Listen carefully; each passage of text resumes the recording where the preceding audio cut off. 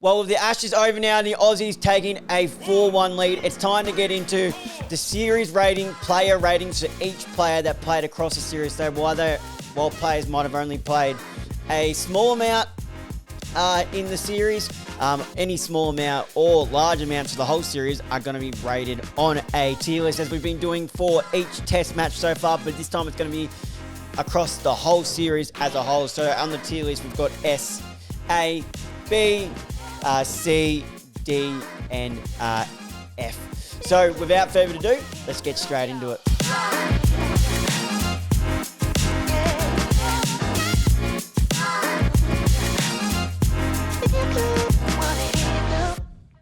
Hello everybody and welcome back to the Up the Guts channel. And yes, as I mentioned in the intro, we are going to be doing our player ratings, but for the series as a whole. And we're going to start it. We're going to dive straight into it, because by now you know exactly how these go. So we're going to dive straight into it, and we're going to start off with someone who made their debut this series for the Australian side, and that is Jake Weatherald. 201 runs at 22.33. Now, he's an interesting one. It's funny. Going back and watching the videos, or when I'm editing it, I found that I've said, he's an interesting one. I say that a lot. So I'm going to try and sway away from using that term. But he is an interesting one because came in as a debut for this series as a mature ager, 30 years old. Made a really nice score of 72, and I thought he threw away 100. I thought he batted beautifully for that. And then there were periods where he got starts. So I always say, anything when you're above 20, you've got somewhat of a start. So you've got yourself in, and he got that numerous amount of times, and then just found ways to get himself out. And it was often not the not the bowlers out bowling him, but it was it was Weatherald getting himself out himself, but often to Jofra Archer on many occasions, either caught behind, or LBW trying to play across the line where his front leg has that technique problem where he gets all tangled up and then leaves himself wide open. So as a whole, I think I'm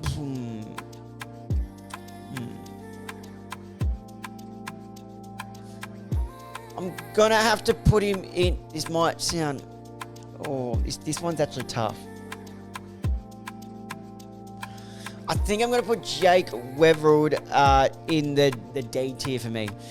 Didn't really shoot the lights at that. 72 was really good, but I don't think he will hold his spot the next series. I might be proven wrong. There's others knocking the door. We've mentioned previously on this podcast, Renshaw, Callaway, and numerous people knocking the door that can try, and he didn't really shine the lights down, especially on a wicket, the SCG, where it was batter friendly. I thought here's his opportunity to really cement his spot, and he just wasn't able to do it. So for me, I could see if people would have him in the C tier, but I'm going to put him in the D tier. Might be tough, but that's just where I'm going to put him. Next up is the man, the myth, the legend, the icon of the Australian team, or one of them. You can't not love this guy, just the way he takes the piss out of himself, really takes the piss out of the game, and just goes in and does what he wants and absolutely dominates. And that is Travis Head, and it is no surprise that he's the first player to go straight in the S tier. 629 runs at an average of 62.9 and a high score of 170, 300s to his name in the series. Reinvented himself as an opening batter after Usman Khawaja started having those back spasms, and took it at full strength and full stride. This is his spot that he will continue to play. We know he's done it in the subcontinent, opened the batting, but they didn't do it.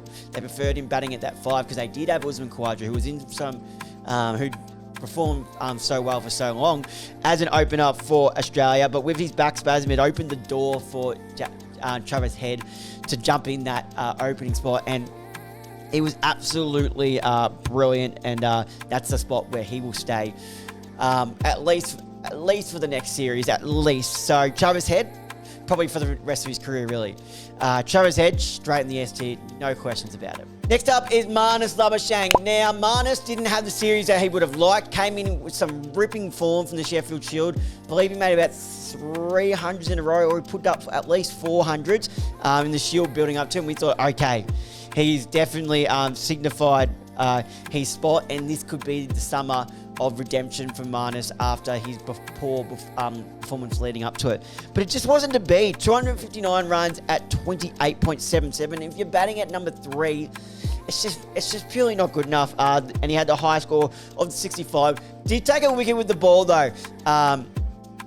That was the Will Jackson or Jamie Smith. It was one of them. It was either the number 7 or number 8 at the SCG test. But how long can we... Whoa, as I just knocked my portable. We'll leave that in because it just shows what goes in. But I just knocked my portable straight off the bench. Let's have a look. Yep, no, we're all good. We're all good there. Sorry about that. But, yeah, how long can they pursue with Marnus? I get there's not probably many young people coming up, but we mentioned before with the Renshaw, the Calway.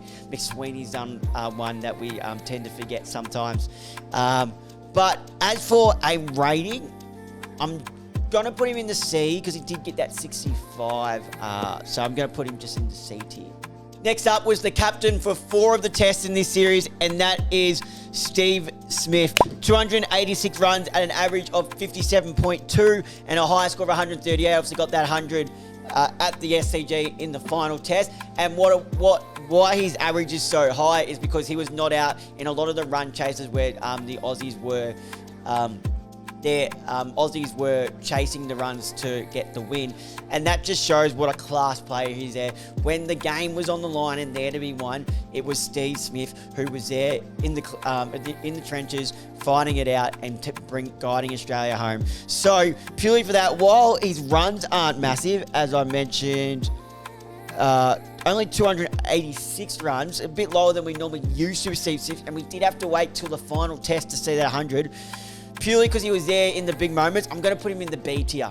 Usman Khawaja, now, if it was if it was after the first test, it was no doubt he'd be going here. But, so dropped after the first test, then came back in as a middle order batsman and batted beautifully in his first innings on return too, with that beautiful 82. So 176 runs at 25.14. Purely for the response, I'm going to go into the C tier. And what a career Usman Khawaja had. Obviously called time on his career. Ended off where he debuted. I just want to show some respect to Usman Khawaja. Let's pull up his stats over here. I did not have that written down. Let's pull up some of his test stats here. And he's one who has batted really everywhere. He's batted at 3, batted at 4, batted at 5 there. Opened the batting. We have a look here. We pull it up. Usman Khawaja test stats as we go here. Pull it up here. So Usman Khawaja, 88 matches, 88 tests, 6,229 runs, and an average of 42.95. That's very respectable, an average over 40. A high score of 232, 1,600, and 28.50. So really, really good career. Probably didn't live up to his potential as some were hoping for, but that's still a respectable career, a career average of over 40 in tests. And if we look at ODIs, he 40 ODIs for the Australian team, 1,554 runs, and again, an average of 42, a high score of 104, 200s, and 1250. So he's been a battler for so long, but he's just getting a bit too old now, and the game's just moving past him. Although that 82 he did was beautiful, and for that return and the redemption when everyone was writing him off, coming to put that performance in is worthy of a C tier for me. Next up is probably one of the more frustrating players on the Australian team, and that is Cameron Green. 162 runs at 23.14, a high score of 45, and 4 wickets, an average of 70.75. Why he's so frustrating is because he's got so much potential. He shows so much potential so many times during this Ashes series, as he's had throughout his short career so far. Is he gets starts, he gets himself in, and then he just gets himself out in the most stupid of ways. That 45 he made was batting beautifully. I love it when he's pulling and playing straight down the ground as when he's at his best. But again, just really let down. I would have loved to see him get a 50 and piled on some more runs and done a little bit more with the ball. We've heard a lot about his bowling, but 4 wickets at 70.75 just isn't good enough. And there's got to be questions around Cameron Green. Like, I get it, we're playing for another series, but he needs to give something back as well. especially on Australian home soil. So for this series, for me, Cameron Green joins Jake Weatherald in the D tier. Next up is the wicketkeeper Alex Carey, 318 runs at an average of 45.42, a high score of 106, so 100 to go along with 250 for the series with the bat, but also behind the stumps was absolutely brilliant. 26 catches and a stumping, often for Bowen, and Nessa came up bravely and kept up to the stumps. Took a beautiful catch off, I believe it was off Bowen when he was up close at the stumps, nicking, and then took it on the way up. It was a beautiful, beautiful tag. The same test as Steve Smith took his beautiful one, took his unreal one-hander in the slips, and it was argued that Alex Carey's was just as impressive purely because it was 135 coming at him. He's keeping up to the stumps and he's taking it on the way up. But Alex Carey, what a series he's had, what 18 months he's had. Just keeps on. He's just an honourable citizen the way he plays. No hassle type thing. You need a job done, Alex Carey goes in and gets it done. And for me, he joins Travis Head. Does he, or does he go? No, he joins Travis Head in the S tier for me. Next up was a player who only got a small amount of opportunity there and was kind of in and then quickly out for Usman Khawaja, and that is Josh Inglis. 65 runs at 21.66, a high score of 32. I want to kind of put him in the F tier because he couldn't hold on to his spot, but purely for that direct hit run out, he goes in the D tier. That saves him from an F tier for me. Not much to really talk about for Josh Inglis. I thought didn't really capture anyone by surprise other than that run out for there. So Josh Inglis into the D tier. Next up is Beau Webster, and Beau Webster, in my opinion, should have played a lot more tests during this Ashes series. Did absolutely nothing wrong to not have been played. I get it. Can't really play him and Cam Green in the same side, but we did do it at the SCG, and it seemed to work all right because he hadn't balled the off spin as well. But in the one match he played, 71, and he was 71 not out. Could have easily made 100 if he didn't run out of teammates at the other end. And took 3 wickets at 28 with best figures of 3 for 64. So I'm actually going to put Beau Webster in the A tier for when he was there. So when he was there in that last test, did his job. 71 not out, then also took 3 for the ball and really shaped that game in the second innings when it was a batter-friendly. Jacob Bethel was down there, then grabbed those really good wickets. Believe Will Jacks he got. And then he got someone else as well. And it was from then on that the Aussies really took control of the game. It was a momentum swinger. So Beau Webster, for me, goes in the A tier and has to be playing in the next first test. Michael Nessa is another one who didn't get the full series at it. But when he was there, my God, wasn't he amazing. 15 wickets at 19.93, best figures of 542. And even on a struggling Boxing Day MCG wicket, top scorer for Australia in the first innings with 38. Just absolutely honourable. We know what we're going to get with Michael Nesta. He's not going to be quick, but he's going to hit the spot, and he's just going to nag at that line and length and move the ball all day. And he's got a really, really good first class record. If we pull that up right now, I just want some of you guys to understand how good Michael Nesta, Sheffield Shield's career has been, and how unlucky he has been not to be able to play. So I'll get that up for you now, as you'll see in a second. Here we go. So I've got it up here. 119 first-class matches. We go down to the wickets. 428 wickets with best figures. 428 wickets at an average of 23.6 from those 119 matches. For 13 matches, he's got 5 wickets in an innings, and he's got best bowling figures of 7 for 32. But it doesn't stop there. With the bat, very handy with the bat. 4,039 runs at an average of 28.04. Has 500s and 18 50s to his name with a high score of 176 not out. So that's just the class that he has continuously at 35 years of old. Put in the hard work down there at the first class level, and it's good to see finally at the back of his career being rewarded for all those effort. But back to the tier, back to where I have him on the tier list. I'm actually going to put Michael Nessa in the A tier alongside Beau Webster, because when he was there, he was one of the bowlers who was the better performed bowlers for the Australians and just worked hard all series. So Michael Nessa in the A tier. Next up is none other than player of the series, Mitchell Starc. And again, he will join Head and Carey in the S tier. He's the definition of age is just a number. What an amazing series it was for Mitchell Starc. So much has been talked about it, but you got to go back over the stats to listen to what this man did at the age of 35. So it's 31 wickets at 19.93 with best figures of 7 for 58, which is absolutely insane. But not only that, 156 runs with the bat to go on 250s and a high score of 77. It was over 77 or 71. But what an amazing series by Mitchell Starc. He's at least got another year or two in him. Bowled beautifully.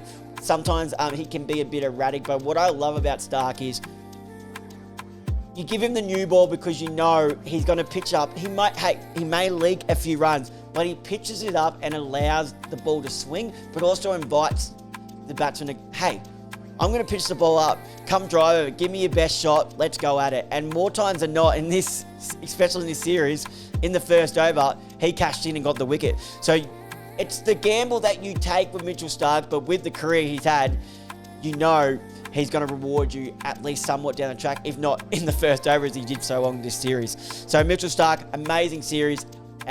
Possibly could be the Allan Border medal. It could be not without a shout. He would have to go down there. We'll be out of him, Head, Carey as well. But Mitchell Starc, S tier. Next up, the skipper for the one game, Paddy Cummins. And when Pat Cummins was there, he just did his job like he always does. 6 wickets at 19.50. Best figures of 3 for 48. It's a shame we didn't get to see him for the whole summer. We only got the one test. With the one test, we got 3 in each innings. Absolutely showed us what a class bowler he is. I'm going to put him in the B tier with Steve Smith. Now, this next player's selection came out of nowhere. We know he's coming back from shoulder reconstruction. He's had plenty of injuries. He was one of the young players that came on the scene, was absolutely bowling, absolute rockets, 140 plus. He was the next up-and-coming thing, but injuries have just struck him down time and time again.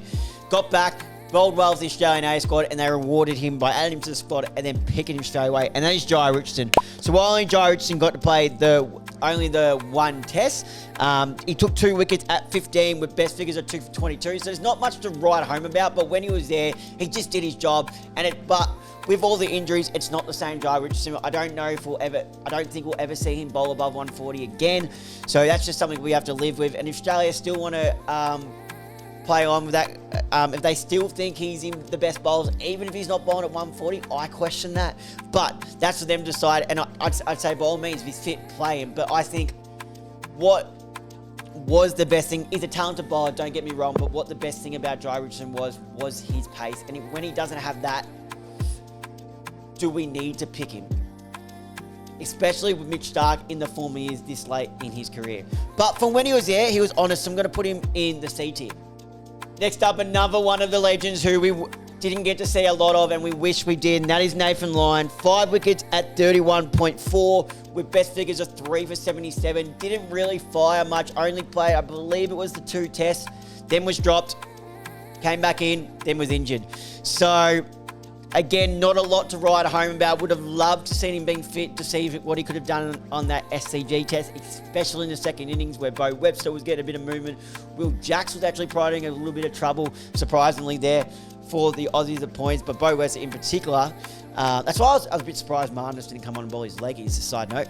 But I'm going to have to put Nathan Lyon in that D tier. Next up, the other cult figure, build the man a statue, Scotty Boland. 20 wickets at 24.95, best figures of 4 for 33. And while at times I mentioned he was none far at points, but then he just hits that consistent line and length that just consistently nags away at you and then cashes in eventually. Eventually, when the time's right, he can just get wickets like that in an instant, bang. And once he gets 1, he can get 2, he can get 3, and it just keeps going on and on and on. Even got to open as a night watchman in his home town and home state of Melbourne at the MCG. So Scotty Boland joins Webster and Nessa in the A tier. Last but not least was another debutant of this series, and we only got to see for a couple matches, but that was Brendan Doggett. He took 7 wickets at 30.71 with best figures of 3 for 51. And I thought he played his role while he was there, and were we a bit harsh on him to come in and debut him and then ask him to play that enforcer role with the shorter pitch bowling? That's something I'd like to ask about. Will we see Brendan Dog again? I'd like to think that we will see Brendan Dog again with the aging pace attack that we have while they are still all performing. I'd like to think that we could see Brendan Doggett again. So for me, when he was there, I'm actually going to put him in the C tier. Well, there you have it, guys. There is my Ashes player ratings for the Australian side. Let's quickly go back over it. In the S tier, it is no particular order either. In the individual tiers, it's in no particular order. Let me know in the comments if you'd like me to put it in particular order for the England side as well. Just let me know about that. I can even do it for the Australians and then post on the socials. So let me know about that in the comments. But in the S tier, got Travis Head, Alex Carey, and player of the series, Mitchell Starc. In the A tier, I've got Bo Webster, Michael Nessa, and Scott Bowen. In the B tier, I've got Steve Smith and Pat Cummins. C tier, Marnus Labuschagne, Usman Khawaja, Jai Richardson, and Brendan Doggett. In the D tier, I've got Jake Weatherald, Cameron Green, Josh Inglis, and Nathan Lyon. And thankfully, no one in the F tier. That's going to wrap up the Australians Ashes player ratings, guys. Thank you guys for watching along. Please make sure to leave a like and comment on this video if you enjoyed it. Hit that subscribe button and turn the notification bell on. Next up, we'll have the England Ashes player ratings, which will definitely be a bit more different and probably a bit more spread out towards the bottom end than we have in the Australia ones. But until next time, I'll see you guys then.